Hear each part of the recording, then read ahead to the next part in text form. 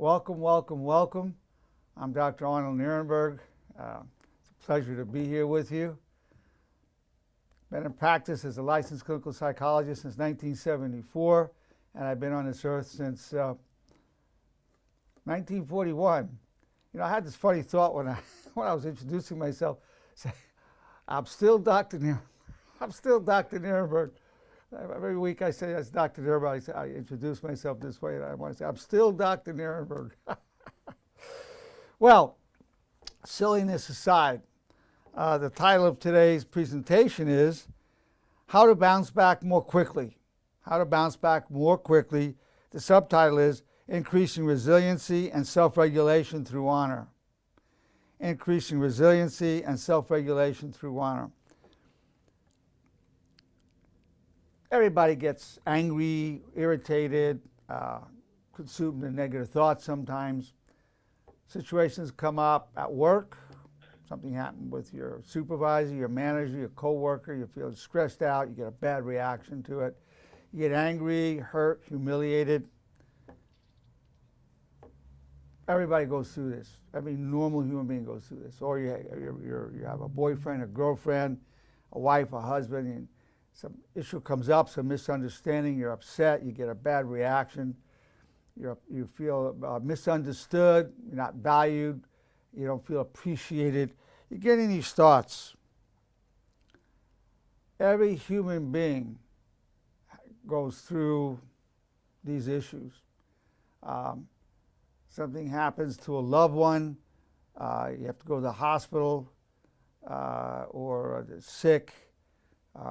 You're sick, you're not feeling that well, or there's a fender bender in your car and you're upset that this happened, your car got hit, or somebody scratched your car.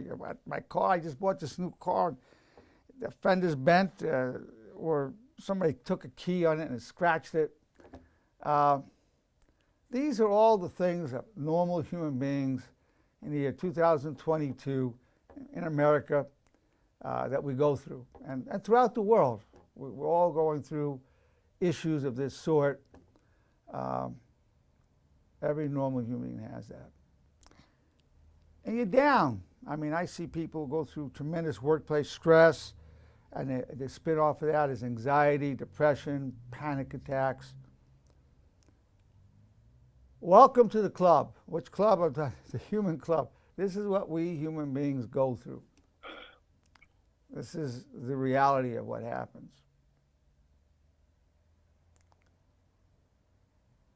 How quickly did we bounce back? How quickly do you bounce back? How quickly do I bounce back? That's key.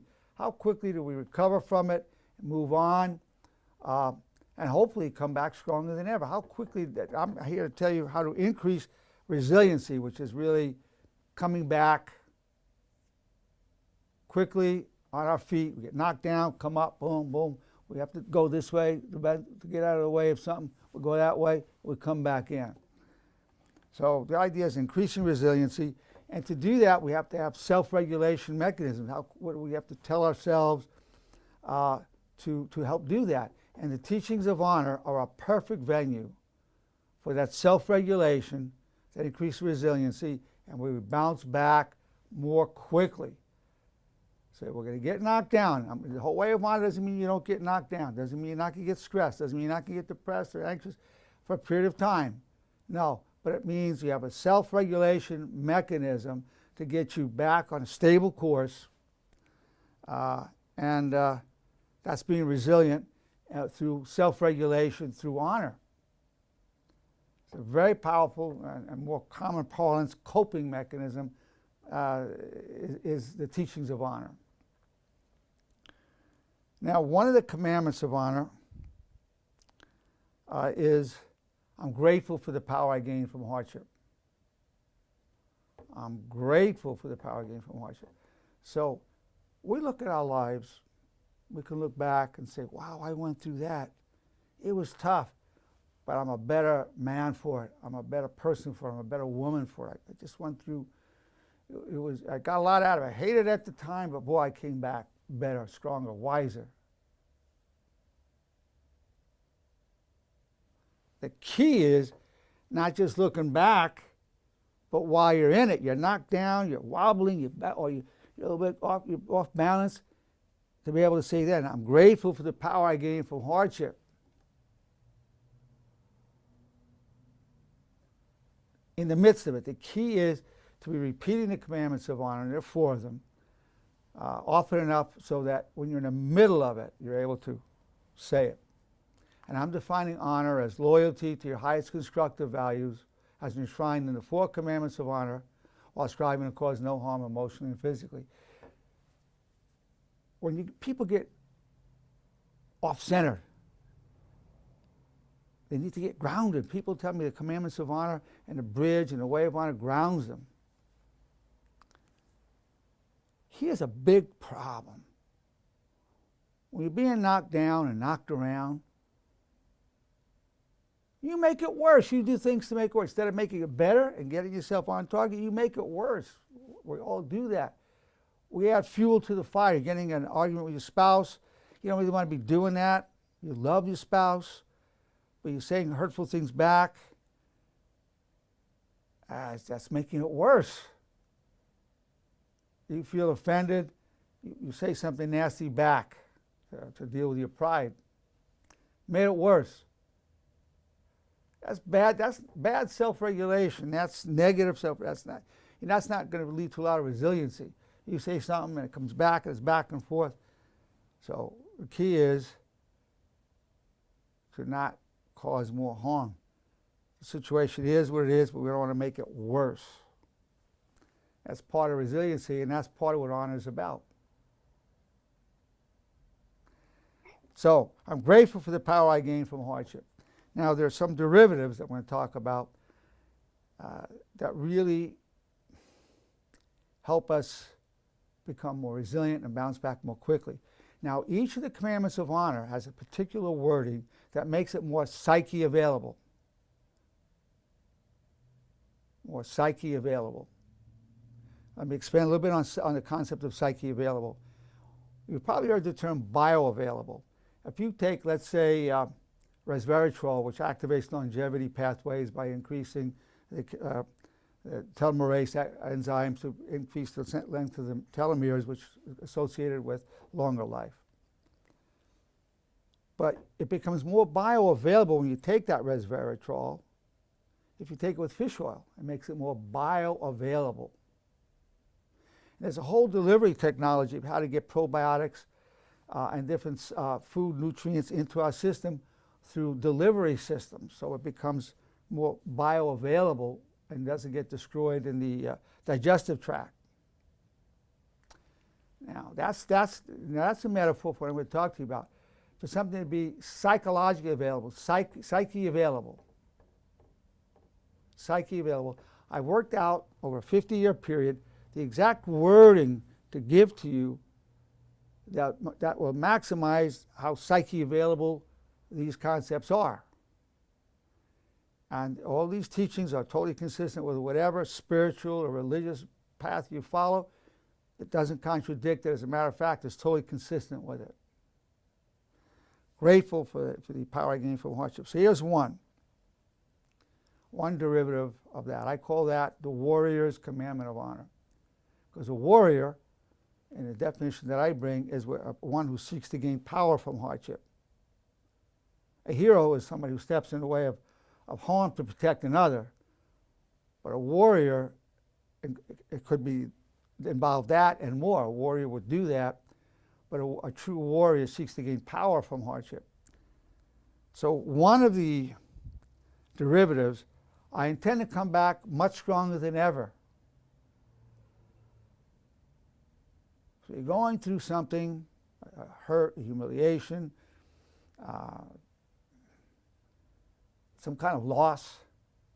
So I intend to come back much stronger than ever. If you believe in God as I do, you go, I intend to come back much stronger than ever, God willing. So that's one of the ones that will increase your self-resiliency. And it's also if you have any illness, it increases, or you need a surgery, optimism increases a positive prognosis. That's a well-established fact in medicine. and I've interviewed about 50 people right now, asking them, I say to them this, I say, the goal of your therapy is for you to come back much stronger than ever, and I, as your psychologist, I intend to help you, do all I can to help you come back much stronger than ever. Does that increase your hope? Everybody said yes, all 50, 100%. Does it increase your optimism, which is key? 49 out of 50 said yes, it increases my optimism. Optimism helps to a better prognosis, which means that you're going to come back basically stronger than ever because you have a more optimistic view. I intend to come back much stronger than ever.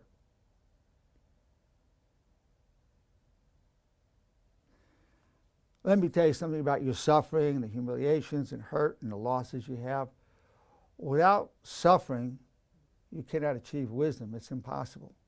Without suffering, you cannot achieve compassion in terms of understanding other people's hurt and their negative feelings, what their struggles are. Without suffering, you cannot even achieve true greatness. So that's some of the powers you're going to get through your struggles and your hardship. I intend to come back much stronger than ever. I intend to come back much stronger than ever, God willing. So that's really medicine. Words as medicine, thoughts as medicine. I'm establishing that evidence-based approach now because I'm already doing the research on it. Now, another derivative is what's the best true story I can tell myself about this problem? You're going through something awful, lost a lot of money, or you lost a job, you lost your spouse, whatever. What's the best? That's a big loss. Right? But what's the best true story I can tell myself about this problem? So I had this one guy, he was called the Roughneck. He worked in the oil fields, big, macho, tough guy, tatted up to his cheeks. And I saw he had some tears locked in his eyes, but he wasn't crying. And he said, Doc, I lost everything. He said, my wife left me. I loved her and I lost her. She left me for another man. That's really rough.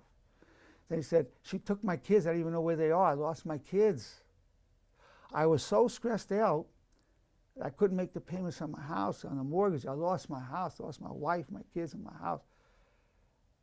I said, my God, I said, as a man, as a human being, I feel so much compassion for you. But what if I told you the best true story about this that will give dignity, nobility, and honor to your life? He says, really, what would that be, Doc? I said, are you ready for the healing medicine? He said, yeah, I sure am. What is it? I've lost everything, but I've gained myself. I've lost everything, but I've gained myself. He looked for a few seconds, and I saw his face begin to lighten up and glow. I said, yeah, I have gained myself. I've lost everything, I've gained myself. He was just glowing. He was telling himself the best true story about a really serious problem. Didn't have his kids back, didn't have his wife back, didn't have his house back. Walked out, said to my secretary, you know what? I've lost everything, but I've gained myself. Walked out just glowing. He told himself the best true story about that problem. So the loss was real. In fact, it was tragic. Nothing can change that. It is what it is. Whatever the difficulty in your life, a crisis, a tragedy, a loss, it is what it is. It's done.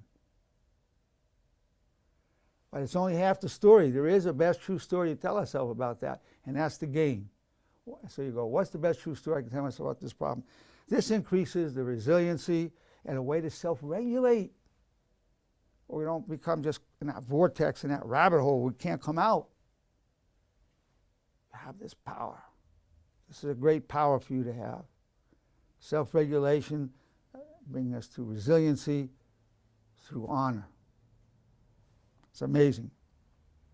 Now, third one, extremely powerful.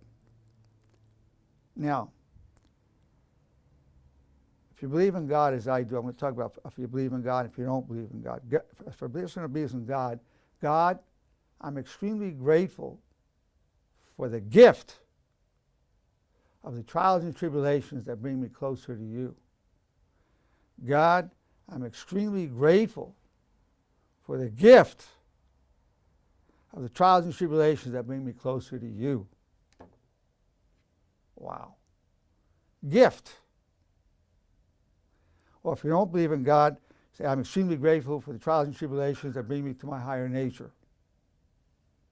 For those who don't believe or don't want to address God. I'm extremely grateful for the trials and tribulations that bring me more to my higher nature.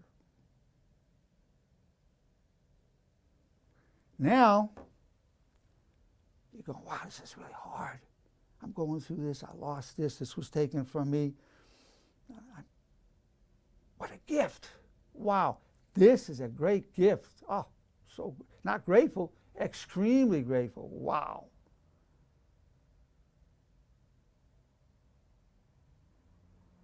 That leads to a resiliency unknown to humankind, the resiliency from that. And this is the way to self-regulate through this one commandment of honor, self-regulate through this one commandment of honor, and these three derivatives leading to resiliency and self-regulation. Now, there's more I want to tell you about this. That's just one of the commandments of honor. But I'm going to just see if anybody has something you want to say or ask or comment about what I've said so far.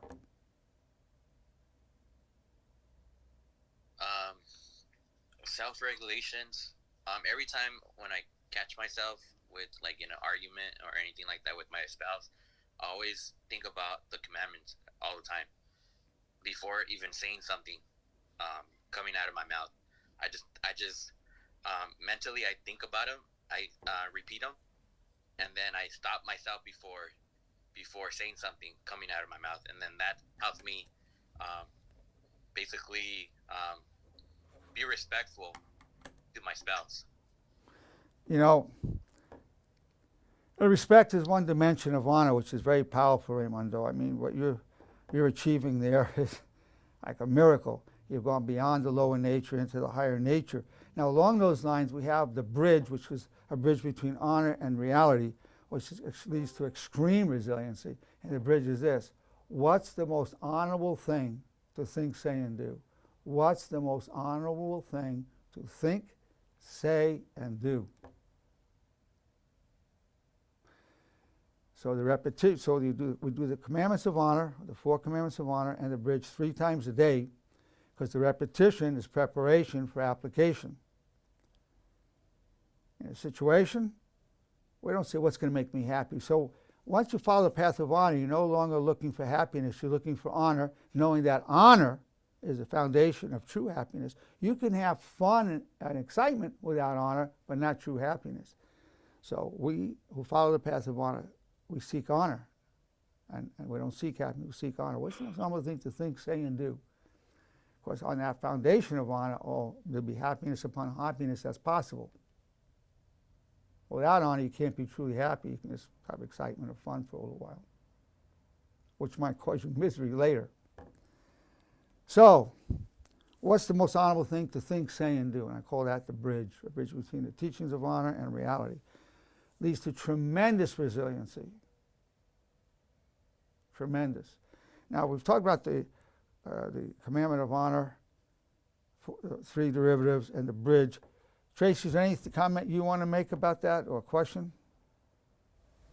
I feel as far as resiliency goes,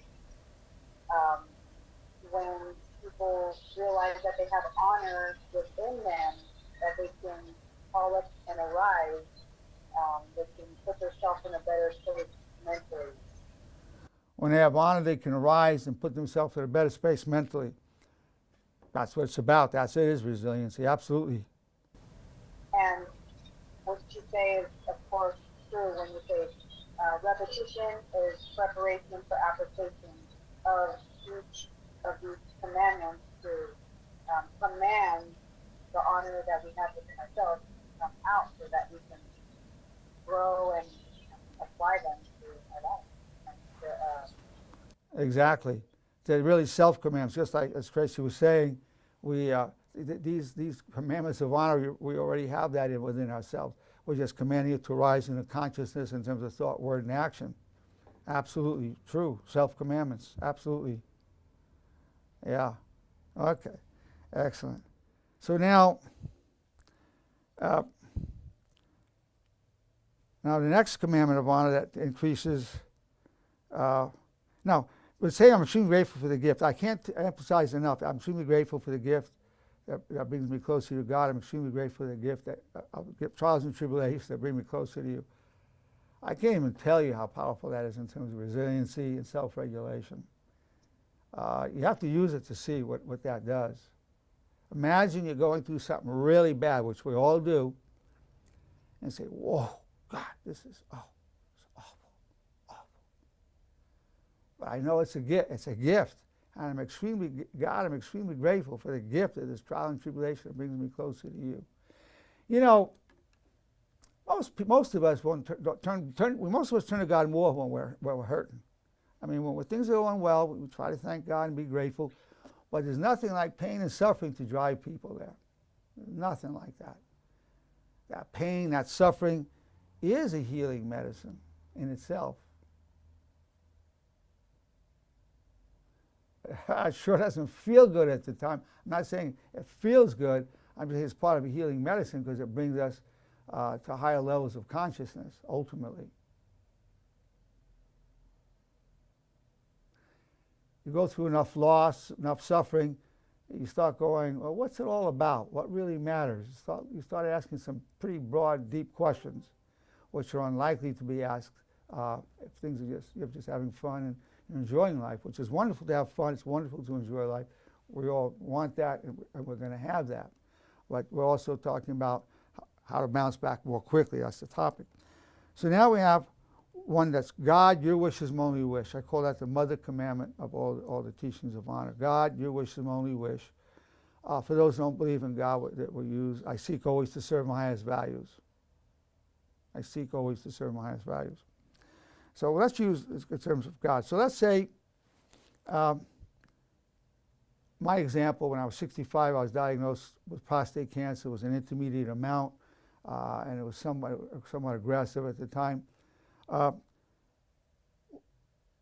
after the biopsy, I said, well, God, if you want this to be cancer, me to go on and leave this life, I want to go on. I want to die and go on. I want that. But if you want me to serve you here, then I want to serve you here. And God, if you have no preference, I prefer to stay and serve you here. Well, it turns out it was a positive positive diagnosis. I had the prostate cancer. At that time, I took the title strongest drug-free man in the world for my age and weight. Also, when I stepped out of his office, my face did go numb when he told me I had the prostate cancer. But when I stepped outside, I saw the trees and the sky and the birds like I'd never seen it before. And the people walking by, I felt so much love. I just wanted to talk to everybody as if they were my family. I knew they looked at me as a stranger, but I didn't look at them that way. So it was very transformative. So it was a great power that I gained from it. And fortunately, I got taken out, the prostatectomy, where the cancer was removed. It didn't metastasize, so I'm fine to this day, thank God. But so, God, if you want me, God, your wish is my only wish. So, God, you want me to go to the next world? I want to go. If you want me to serve you here, I want to serve you here. And if you have no preference, I prefer to serve you here. So, that's resiliency. People were shocked that I was so relaxed during the whole thing. I did get a little bit stressed, trying to figure out the best way to deal with it. As soon as I figured out the best surgery, I could have done radiation, chemo. I went with the prostatectomy. As soon as I figured out that's what I wanted to do, I was very relaxed. I mean, people were shocked by how relaxed I was. So it increased. I bounced back really quickly. I mean, let me tell you how quickly it was. The doc told me he tested positive. My face went numb. I mean, really, you've got cancer. My face went numb. For about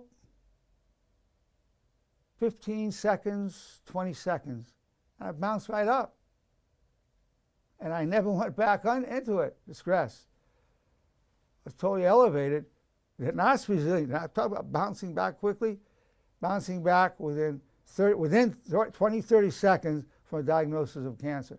I'm just telling you, it does work. I bounced back within 20 to 30 seconds from a diagnosis of cancer using what I'm telling you to use. So I want you to benefit from what it took me 50 years to develop. Now,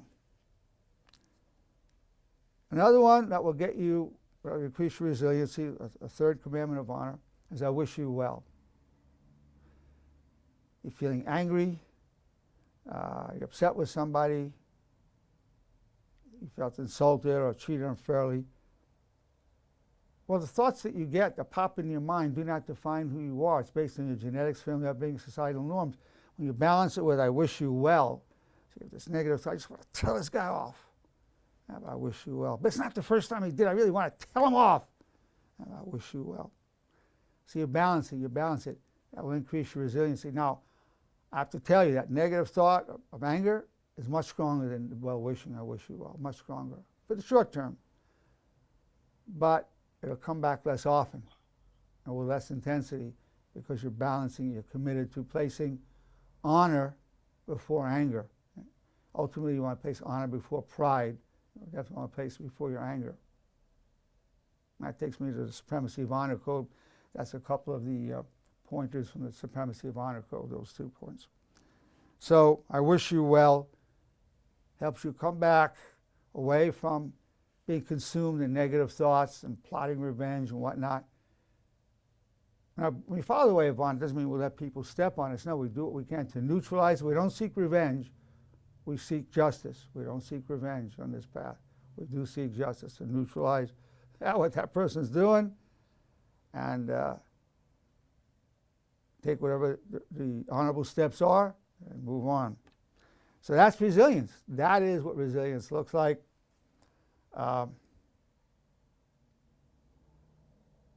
had people steal from me, do whatever. I took care of it. I wished them well. I did everything I could to neutralize it. I did move ahead stronger than ever. I really did. So I've seen the resiliency in my own life and the self-regulation in my own life. And I've helped just hundreds, actually thousands of people by now using this method in terms of increasing resiliency and self-regulation. Now, the other one of the commandment of honor is I take full responsibility for co-creating my reality and my problems. I take full responsibility for co-creating my reality and my problems. This gives you great power. So you're not just a victim, because if you're a victim, you get angry, you're blaming, you did this to me, you did that to me. It's both.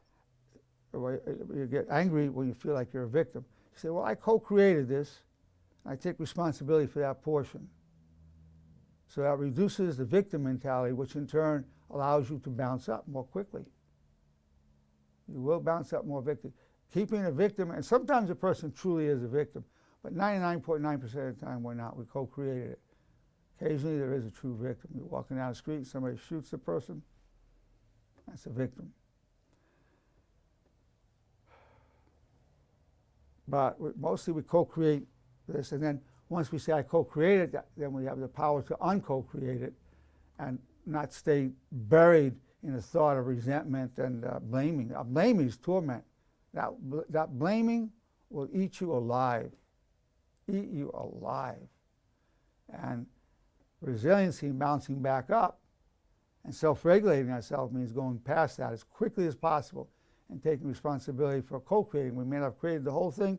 A person may have started something, but we are adding fuel. You get in a fight, say your spouse say something to you that upsets you. She started it. But you get into it and you start saying whatever. Then you're co-creating it. Then the way to get out of it real quickly is say, wait a minute, I'm co-creating this. I'm adding fuel to the fire. I apologize.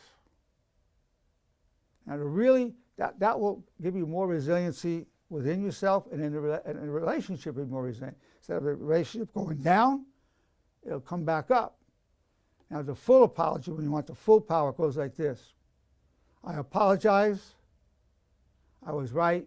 I was wrong. I apologize. I was wrong. You were right. Please forgive me. I'll never do it again. I've not always lived with honor, but I will die with honor. That's the full way. But just an apology is good. I apologize. I'm co-creating this. You may not be able to say, I was wrong and you were right. Then it would go, I apologize. Please forgive me. That'll go far right there. I'm co-creating this. That will help the relationship. So we're not only talking about individual resiliency, but the resiliency of a relationship. When you're blaming, the relationship goes down, it sinks. The relationship becomes back up, it's more resilient. You as a person become more resilient, and you're helping the other person come up because the blaming was a weight on their hearts just pushing them down. Or if you had that resentment, that anger, and internally you're going, I wish you well, allows the relationship to be resilient, for you to be resilient, and the other person to become more resilient. They come back up from the oppression of being blamed or having anger directed at them. So when we're talking about resiliency, we're talking about resiliency at an intrapersonal level and interpersonal level as well. It's a lot. Now, to truly internalize this system, you really have to be repeating the commandments of honor or the bridge 3 times a day for life. So the pledge goes this way, I pledge your life to doing this. You go, as a disciple of honor, I pledge myself all the days of my life to the 4 commandments of honor. And I'll teach them to those I love.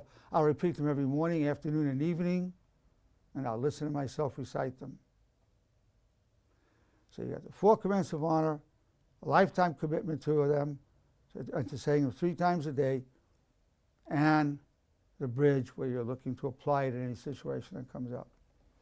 This will tremendously enhance your resiliency, your self-regulation, and you will bounce back a lot more quickly. I'm not saying you're not going to get, I'm not saying if you follow the way of honor, you're not going to get knocked down. You will. But I promise you, you'll bounce back up a lot more quickly. And that's the beauty of this whole system. Now, any comments or questions anybody has on this material about how to bounce back more quickly? Actually, I do. I was actually going to say that what you were talking about before, about honor before pride.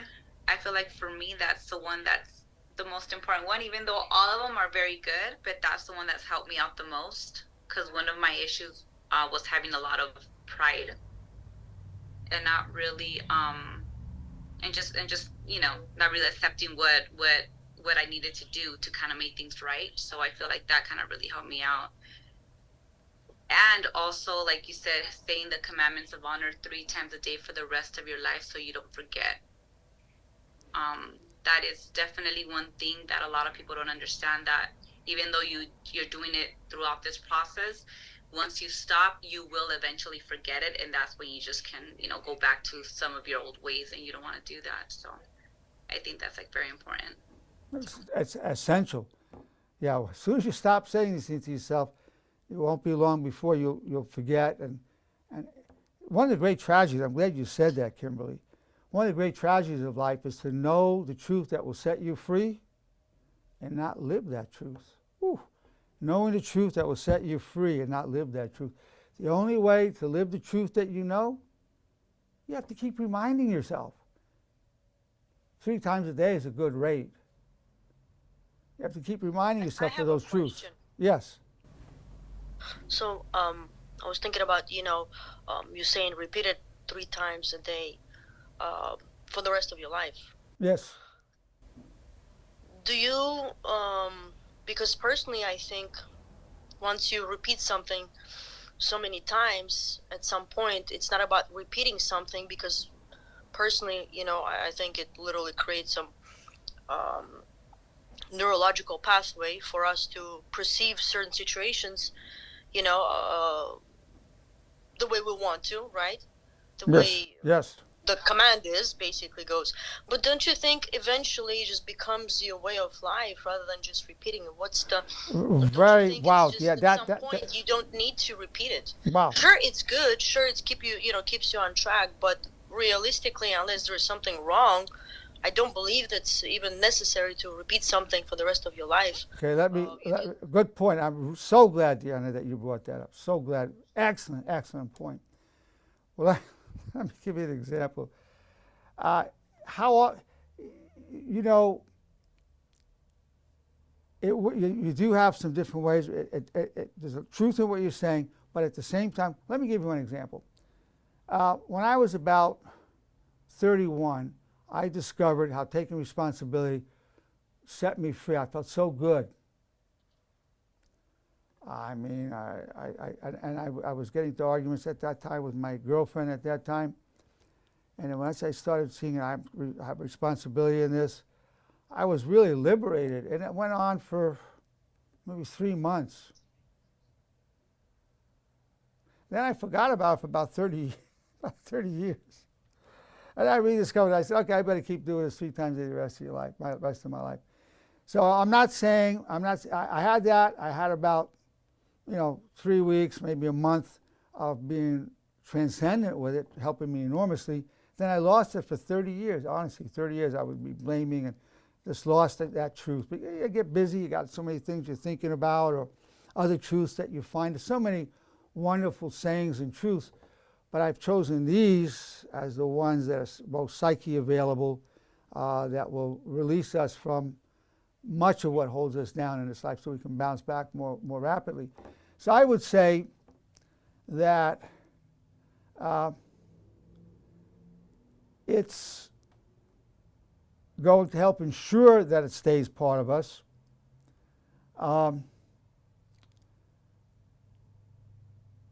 And the person's at risk. If you stop saying it, at some point, something comes up. See, life takes you by surprise. The things that really knock us down are the things that least expected. You just go in one direction, all of a sudden you hear, boom, you get blindsided. Well, when you get blindsided that way, you have to have this stuff ready to go. Otherwise, it's easy to get consumed in whatever thing's knocking us down, the hurt, the anger, the jealousy, or whatever it is, humiliation, and get caught. Because typically, it will blindside us. So by repeating it 3 times a day for life, we're always ready for it. It's basically staying in preparation for warfare, the battle. The battle with whom? Ourselves. Battling with ourselves. And one of the great battles for all of us, as Kimberly was talking about, is our own pride. The pride will come back. It's kind of a egotistical, vain pride, putting that before everything, really. It'll come back in subtle ways. So it's really saying me that I would say, you want to do it 3 times a day, let me tell you the truth. You're in danger. You're in great danger. You're in great danger. This takes, to do this, 36 seconds a day. I mean, it's a 36-second investment to make sure, to help ensure, look at an insurance policy, that you always stay true to this path for your own survival. You're in great danger. Let me say it again. You're in danger. You're in danger against being consumed by your own inner darkness. You've got so much at stake, I would say you don't want to take a chance that these neural pathways are all set up and you're good to go for a lifetime. You don't want it to even risk it. So, this is a great insurance policy, and you're looking at 36 seconds a day. I mean, you could be taking a walk, driving your car, taking a shower, whatever, and be repeating this. What if we just tell ourselves, to try to be just content with everything? Wouldn't that lead to the same result? You could do nothing. Let it all kind of. Let me tell you, it's interesting. You could tell yourself that, but these particular mechanisms have the greatest psychological impact. Now, one person told me I don't have to say these things. I just say your name to myself. I think of you, and I feel filled with the whole way of honor. I became the emblem from. I had somebody else say, he didn't stop repeating. He says, I just Nerenberg it. So he says, he has some buddies who went through my program, and when they want to say we got to go this way of honor, we're going to Nerenberg it. So that you know, yeah, uh, that was very touching to me. But the truth is, what that means. So it's just like a trigger to keep you on track? Yeah, yeah. Why take the trigger? Spell it out. You're looking at 12 seconds of pop. I don't think in the long run, it's not going to work in the long run. You really got to keep doing it to ensure that you stay on track. After a while, the word Nerenberg will, or thinking of me, it's going to fade. It's not going to stand for what it is then while it's fresh. You want to keep those repetition so you're prepared for the application. Doctor, can I say something? Please do. So I was gonna say actually to Dina, so I get what you're saying. And sometimes like repeating something over and over 3 times a day, it becomes kind of like, okay, we already get it. We're, walking the good path or whatever. But one of the reasons why, like, I think that it's important just to say, like for you, for example, if you think it's too much to say 3 times a day for the rest of your life, maybe after a certain amount of years, you can go to 2 or 1. But the reason why it's very important, at least to say it, is kind of like a mantra, and you actually have to mean it, because it kind of sets the tone for the rest of the day if you really close your eyes and really think about what you're saying, and to say all the commandments and really mean it. It just makes such a difference in your day. So I mean, no, I 100% agree. No, absolutely. I wasn't saying that we shouldn't do it or not doing commands. Absolutely, I do see what it does. I was just saying, because we're saying for the rest of your life. I mean, we're talking about 90 years. You see what I mean? So, I mean, maybe once it's some situation becomes like an instinct for you, you no longer have to, repeat certain things. I'm hoping that would be. Well, let me interrupt you for a second. Let me interrupt for a second. Somebody who's a professional boxer, a professional tennis player, they don't stop practicing. I mean, they say, well, I've got it down. I know how to do the backhand, the forehand, or the guy's boxing, I know how to throw the punches or whatever. You got to keep at it and at it, keep yourself right on the point to be in the zone. So that's why. Now, let me be honest with you. I have a much longer. I'm going to give you the full ones that I use personally, and then I'm going to tell you something that's right along what you're saying. So my full one I go this way. God, your wish is my only wish. I wish you well. I take full responsibility for co-creating my reality, my problems. I'm grateful for the power I gained from hardship. What's the most honorable thing to think, say, and do? Extreme respect always. That's ridiculous, silly Willie. There you go again, my boy. I use that one to lighten up on myself. God, I'm extremely grateful for the gift of the trials and tribulations that bring me closer to you. What's the best true story I can tell myself about this problem? Honor before pride, honor before anger, honor before sex, honor before money, honor before fear, honor before everything, honor before life itself. I apologize. I was wrong. You were right. Please forgive me. I'll never do it again. I've never lived with honor, but I'll die with honor. I love you. I like you. I adore you. I appreciate you. I respect you. I'll do anything for you. I'll always be loyal to you. I'm totally committed to you. Next to God, you're my first priority, always. And I intend to respond more to your vulnerability than your negativity. I intend to respond more to my vulnerability than my negativity. I regard as sacred my responsibility to the dead, the living, and the unborn. Now, that keeps me on track. But sometimes I just say, hell, I don't want to do the whole thing. So I really don't like, I sometimes get tired of doing it. So I'll just do the commandments of honor and the bridge and maybe a couple of others of the derivatives, and that's it. Because I just don't want to do the whole thing. I mean, so there is a resistance that builds up. But the commandments of honor and the bridge, no, it never gets, I don't want to do it. It's just so brief. But that whole thing I just did, which is really, really uplifting, really that's my way, that's a way of life that I personally live by. I mean, my wife could say something that really upsets me, and in my mind, well, I wish you well, I love you, I adore you, I'm totally committed to you. I mean, I keep that connection. I protect that connection. I don't turn against anybody in turn. As soon as I see myself getting into something, I'll protect that relationship. I'll protect myself from all that negativity. But doing that whole thing, sometimes I go, oh, hell, I don't want to do that. So I hear you. But the commandments of honor 4 and 1 and the bridge, I mean, nah. Yeah, no, again, That's 12 seconds. Don't take it as I was. No, Deanna, that's a good question. Theoretically, I mean, if you're going to do it for 50 years, do you really have to do it? I say you do. I say you do. All my research and everything. Look, my whole system is based on psychology, religion, and personal experience. Religion teaches a lot. Almost all religions talk about praying like 3 times a day, at least, pray in the morning, pray in the afternoon, pray at night, some are 5 times. They don't say, you say these prayers enough, you don't have to say them anymore. No. So I think that the divine teachers knew something. I'm not going to dismiss that because, no, there's a reason you keep saying these prayers over and over all your life.